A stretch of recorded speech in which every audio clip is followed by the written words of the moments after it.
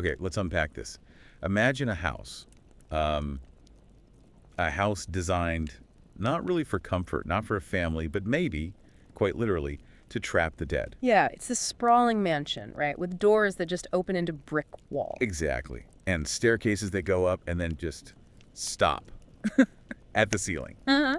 Windows looking into nothing. It's all built by this grieving woman, Sarah Winchester, who claimed she was guided by, well, voices of the dead.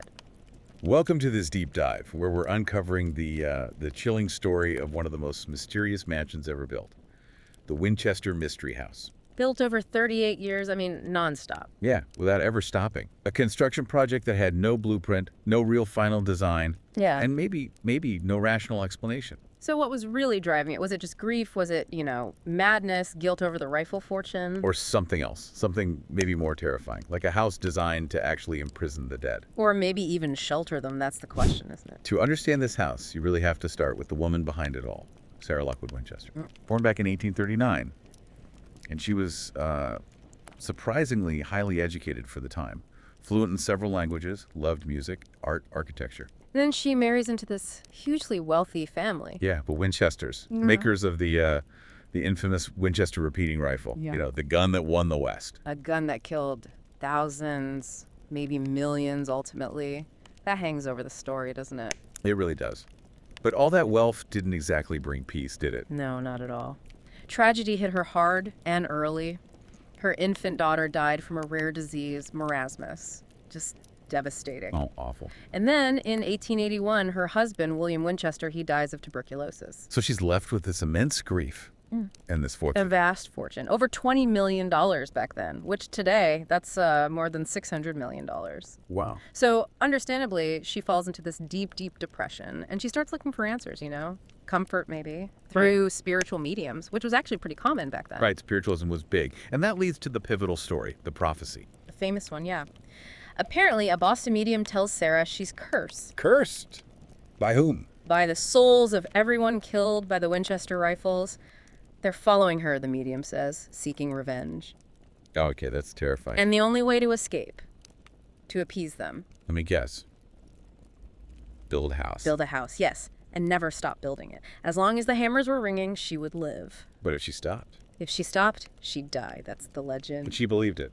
Apparently so, because she packs up, leaves her home in New Haven, Connecticut, heads west to California. And in 1884, she buys this unfinished farmhouse in San Jose. Just 8 rooms to start. Yeah, a modest little place back then. Okay, so put yourself in her shoes for a second. You're wealthy, you're alone, drowning in grief, and then someone tells you you're being haunted by ghosts tied to your family's legacy. What do you even do? It's an impossible situation, really. So today, we're diving deep into the sources you've shared. We want to pull out the most important bits of knowledge, the surprising insights about this just remarkable, baffling place. Well, look at the never-ending construction, right? 247 for 38 years. No blueprints. Yeah, and the really strange architecture. Was it meant to confuse spirits? And the ghost sightings, Yeah. visitors, staff, everyone seems to have a story. Mm-hmm. And we'll explore the theories too, from the scientific explanations to the really deeply spiritual ones, trying to figure out what was truly going on there. So Sarah Winchester gets to San Jose. She's got grief, she's got this massive inheritance, and this idea of a curse. And she's ready to build. She is. She buys that farmhouse, like you said, but it doesn't stay a farmhouse for long. No kidding. She hires workers immediately, right? And the construction. Yeah. It's the sheer scale and dedication that's just mind-blowing. 24 hours a day. Every single day. Yep, rotating shifts, carpenters, masons, glaziers, laborers, for 38 years, without a break. All supposedly under Sarah's direct guidance. But guided by what? That's the crazy part. No blueprints, no master plan. It really points to something intuitive, maybe. Or maybe she really believed she was getting instructions. From the spirits. That's the story. She'd sketch ideas on anything, napkins, scraps of paper, sometimes right on the walls. And she'd change her mind constantly. Build a room, tear it down. Exactly, rebuild it differently. Her workers apparently thought she was eccentric, sure, but also kind, paid well, kept them employed. But everyone else? To the outside world, yeah, she quickly became the crazy widow, Yeah. building this giant, rambling ghost trap. But in her mind, it wasn't madness at all. No, it was survival, pure and simple. Keep building, keep living. And what a project it became. The numbers are just staggering. Over 160 rooms in the end. 2,000 doors. Yeah. 10,000 windows. 47 staircases, 17 chimneys, 13 bathrooms, which was a lot back then. And that bell tower. That rang every night. Yeah, midnight and 2 a.m., supposedly. Like Yeah. clockwork, adding to the whole eerie vibe. And the architecture itself. It's not just big. It's intentionally confusing, isn't it? Oh, absolutely. Staircases that spiral up and just end at a wall. Doors opening onto like a 10-foot drop. Uh-huh. Windows in the floors. Skylights on lower floors, lighting nothing. Rooms built inside other rooms. Closets that are only inches deep. It's all designed to disorient, to confuse, Yeah. and maybe that was the whole point. To confuse the spirits, the ones she thought were chasing her. That's the primary theory. If you create a maze, something impossible to navigate, maybe the spirits couldn't follow her, couldn't find her? And she had that special room, right? The seance room. Yes, the blue room, sometimes called the seance room. Small, windowless, right in the heart of the house, One way in. but 3 ways out. And each exit leads somewhere different, one famously dropping right into the kitchen sink below. That's just bizarre. And she supposedly used this room to communicate. Every night, legend says.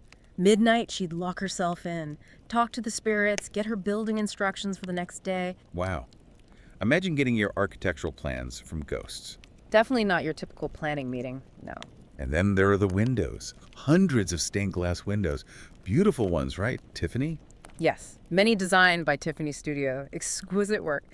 But here's the kicker. A lot of them are hidden. Yeah, installed in rooms with no natural light or facing interior walls. So the beauty, the light play, it wasn't meant for human eyes. So, who are they for? Good question. Spirits. Was it symbolic? Part of the confusion? Maybe she thought beauty could appease them or communicate something. It adds this whole other layer, doesn't it? It suggests it wasn't just random chaos. Right, maybe it was a deliberate puzzle, a spiritual labyrinth. Trying to lock the spirits away or guide them somewhere specific. Or maybe the complete opposite. What do you mean? Maybe it wasn't a prison, maybe it was a beacon, a home for lost souls. Like a shelter for the ghosts. A kind of spiritual halfway house, maybe built out of her own grief and perhaps a sense of responsibility for the lives taken by the rifle. That's actually a really compassionate way to look at it. Changes the whole narrative from just fear and madness. It does, and it fits with the feeling of the place. It feels alive in a way, constantly changing under her direction. Yeah, you feel that energy even today, people say. Rooms within rooms, twisting hallways. And this silence that doesn't feel empty, it feels like it's watching. Exactly. Yeah. Like the house is watching you back. Okay, so we've talked about the look of it, the endless rooms, the weird stairs.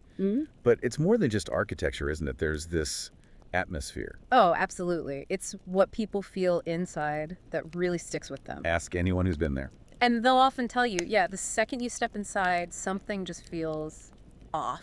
Not just the strange design, but physically off. Like a chill. A distinct chill, yeah. Even on hot days, certain rooms are just freezing cold for no reason.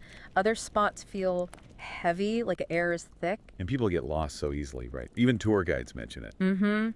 The layout just messes with your sense of direction almost immediately. Which kind of mirrors that idea of how ghosts are supposed to feel, right? Lost, wandering in loops. Exactly. It's like the house itself is designed to induce that feeling of confusion and being trapped. If that was Sarah's goal, well, it seems to work. So let's talk hotspots. The seance room, obviously. Yeah, windowless, center of the house, 1 way in, 3 ways out, including that drop into the kitchen sink. Which is just wild. What about other places? Well, there's the Hall of Fires, always weirdly warm, multiple fireplaces crammed in. The switchback staircase. The one with the tiny steps. Yeah, like 2-inch risers. Maybe built that way because Sarah had severe arthritis later in life, made it easier for her to climb, but still, very strange. And the conservatory. Cold spots there too. Strong cold spots reported there, yeah. And sometimes a weird humming sound people can't explain. And the shadow room. Yes. So named because so many people independently report seeing dark, fleeting shapes moving past the doorway, even when the room's known to be empty and locked. There's also the 3rd floor hallway near the old servants' quarters. Whispers are apparently common there. Whispers. like voices. Yeah, but unintelligible. Not English, just a jumble, people say. That uncanny feeling. Something just beyond understanding. And the number 13. We have to talk about the 13 thing. Oh, it's everywhere. It's fascinating. Windows with 13 panes, chandeliers for 13 candles. Staircases with 13 steps. Yep. Even sink drain covers with 13 holes. It's too consistent to be accidental. So what's the thinking there? Just superstition. Maybe partly, but in some esoteric traditions, 13 isn't just unlucky. It represents transformation, death, rebirth, power. So she might have been trying to harness that energy, weaving it into the house itself, like a protective coat. It's possible. It suggests a deeper layer of intention beyond just confusing spirits. And the sleeping arrangements. She never stayed in the same room 2 nights running. That's the story. Slept in a different bedroom every night. She believed the spirits couldn't track her down if her location was always changing. Imagine that level of constant vigilance. For decades, never feeling truly safe. It speaks volumes about how deeply she believed this, doesn't it? And you have to wonder, if you pour that much intense belief, that much energy into a place for so long. Does the place start to hold on to it? Become a magnet? Who's to say it doesn't start listening back? Maybe trapping more than just ghosts. So the house itself feels strange. But what about actual encounters? The ghost stories? Right, because the Winchester Mystery House legend isn't just about architecture. It's fueled by these first-hand accounts. Things people have seen, heard, felt inside. Let's start with the most common one. Phantom footsteps. So many visitors report hearing them. Soft footsteps, like someone walking behind them. Even when they're alone. Especially when they're alone. Sometimes the steps seem to match their pace, speed up if they speed up. Sometimes they sound like they're walking on the floor above, even when there is no floor above. Okay, that's unnerving. And the cold spots we mentioned. Yeah, sudden, drastic temperature drops. People walk into a patch of air that feels like a freezer. Tour guides have even used thermometers sometimes and reportedly recorded sharp, unexplainable drops. Employees. They must have stories. Oh, loads. Maintenance workers feeling a cold hand grab their shoulder when no one's there. Tools disappearing from one room and reappearing later in a locked cabinet somewhere else entirely. Like poltergeist activity. Could be interpreted that way, yeah. Yeah. Little mischievous things. And disembodied voices are another big one. Whispers again. Or clearer. Both. Faint whispers are common, but some report hearing distinct words, like a woman's voice saying, "Get out!" One guide heard her own name called clearly in an empty hallway. Chilling. What about security footage? Anything caught on camera? Security guards watching monitors at night have reported strange things. Shadowy figures moving across rooms that are sealed off. Lights flickering in areas with no power. And wasn't there something about the number 13 again? Yes. One report claims the camera feed in a certain area glitched out completely once for exactly 13 seconds. Of course it did. 13. Paranormal investigators have spent nights there too, obviously. What did they find? Or claim to find? Well, one group said their EMF meters spiked wildly whenever they asked questions aloud, as if the energy in the room was responding. EMF meters. Yeah. Those detect electromagnetic fields, right? Correct. Fields often associated with paranormal activity, though there are natural explanations too. Another group did a spirit box session in the seance room. That's the radio sweep thing. Yeah, rapidly scanned radio frequencies, and some believe spirits can use the white noise and snippets to form words. They claim to hear things like trap, hide, and Sarah. Wow. Did they ask anything specific? One investigator asked, "Are you stuck here?" The reported reply, "Always." Okay, that sends a shiver down your spine. Are there specific ghosts people see repeatedly? There's one who gets mentioned a lot by staff. A man with a mustache wearing overalls, often seen near the old boiler room or sometimes pushing a wheelbarrow. Does he have a name? They call him Clyde. Kind of affectionately, maybe nervously. Clyde the handyman ghost. Seems like it. And what's weird is, visitors who don't know about Clyde have apparently pointed him out in old photographs of workers from the early 1900s. Really? They pick out the same guy. That's the story. Adds a layer of consistency, doesn't it? It really does. Any other specific incidents? There was a tour guide back in 2011. She was locking up the Daisy bedroom. That's where Sarah was supposedly trapped during the big 1906 earthquake. Okay. As she's closing the door, she feels a distinct tug on her skirt. Turns around, nobody there. She locks the door, walks away, hears it click open behind her, locks it again, hears it click open again. Okay, nope. I'd be out of there. Now, skeptics will say, look, old houses creak, wood shifts, doors settle, drafts. Sure, makes sense. But how do you explain the patterns? The same experiences reported independently, years apart in the very same locations. Like the woman in Black People report seeing. Exactly. Someone in 1993 wrote in the guest book about a woman in black brushing past them in a hallway near Sarah's old bedroom, then vanishing. And that brings us to the biggest question. Sarah herself, is she still there? Many believe she is. Guests, guides, psychics, they claim to have seen her. A short woman, often veiled, dressed in black. Where do they see her? Sometimes on the stairs, moving slowly. Sometimes just standing silently in the seance room. Or her reflection glimpsed in a mirror, gone when you turn. And hearing her? Some report hearing a soft humming sound or whispers, like she's still overseeing things, still building somehow. It's fascinating. And, despite all these spooky stories. No one's ever reported being harmed, right? Exactly. It's not like Amityville. It feels sad, maybe? Yeah. Trapped, but not malicious. Like the house itself is just remembering everything that happened there. Okay, so we have the history, the weird architecture, the ghost stories. What's really going on? Is it actually haunted? Or are there more down-to-earth explanations? Well, the scientific perspective offers some pretty compelling arguments. Let's start with just the building itself. The architectural disorientation. Precisely. You've got stairs that don't line up, really low ceilings in places, floors that aren't quite level, narrow, winding halls. It's designed to throw off your sense of balance and direction. And that can actually mess with your perception. Absolutely. It can trigger a kind of mild vertigo, unease, anxiety. Your brain is struggling to make sense of the spatial information, which is just wrong. So that feeling of unease could make you think you saw something or heard something. It could certainly make you more susceptible.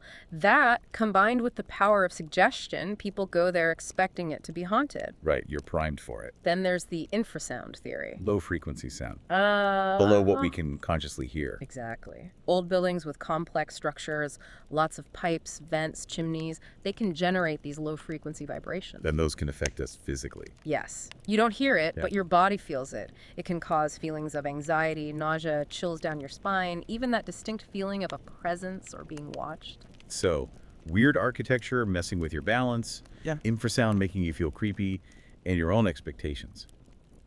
That could explain a lot. We could explain a lot of the general feelings, yes. Pareidolia, too, our brain's tendency to see faces or figures in random patterns or hear words in noise. So, is it all just in our heads?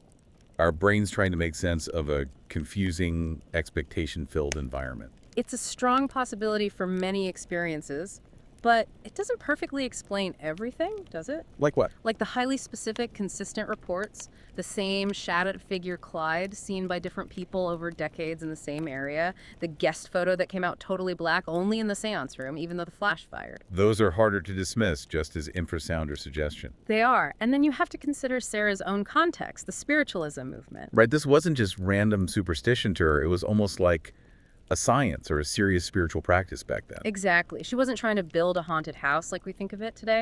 She likely believed she was interacting with real forces, real spirits. And maybe trying to control them. Or protect herself. Some theories suggest the house wasn't meant to trap ghosts per se, but maybe to absorb or disperse spiritual energy, like a giant, complex spiritual machine. A circuit board made of wood and glass that would explain the patterns, the number 13, the constant rebuilding. It would fit with her reported routine, too. The midnight seances, getting instructions, the immediate building. It was this relentless ritual. Her way of staying one step ahead of death, or the curse. And think about this.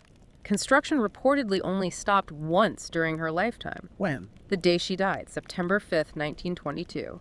The moment the workers heard the news, they supposedly just downed tools. Mid-hammer strike, some stories say, and never started again. Yeah, that's powerful symbolism, whether literal or not. It really is. So whether you lean towards science or spirits, the sheer force of Sarah's belief, her intent poured into that house for almost 4 decades. It had to leave some kind of mark, didn't it? An echo. You think so? And beyond ghosts or psychology, there are even deeper, stranger theories about what that house might actually be. Deeper than ghosts. Okay, like what? Well, we touched on the numerology, the number 13. Some take that further into sacred geometry. The idea that certain shapes and patterns have spiritual power. Exactly. That Sarah wasn't just building rooms, she was embedding specific geometric forms, ratios, maybe following principles like the golden ratio, to manipulate energy. So the house isn't just a maze, it's like a mathematically constructed spiritual engine. That's the theory. Rooms as nodes, staircases as energy channels. The constant rebuilding wasn't indecision, it was calibration. Trying to get the energetic balance just right. It's a wild idea. What else? Then there's the portal theory. Portal. To where or what? Depends who you ask. Some fringe theories suggest she was trying to open a gateway. Maybe to the spirit world, maybe something else. Okay, that's getting into sci-fi territory. A bit. But another version suggests the opposite. She was trying to close a portal. Close one. Why? Perhaps one she believed was opened by the sheer scale of death and violence associated with the Winchester rifle. Like the gun itself ripped a hole in something. And the house was meant to seal it, act as a giant spiritual plug. That's the gist of that theory. Which, if true, would certainly explain the desperate need to keep building, wouldn't it?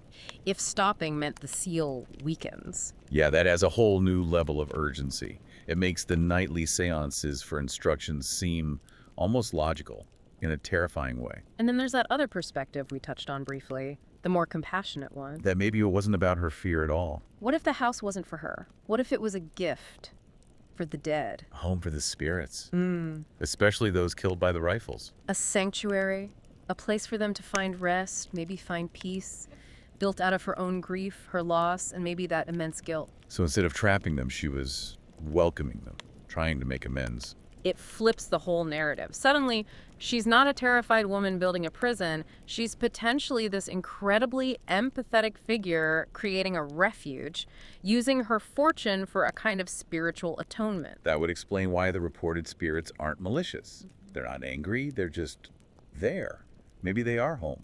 It's a strangely beautiful possibility amidst all the darkness and confusion, isn't it? It really is. Whether it was a portal, a puzzle, a prison, or a sanctuary.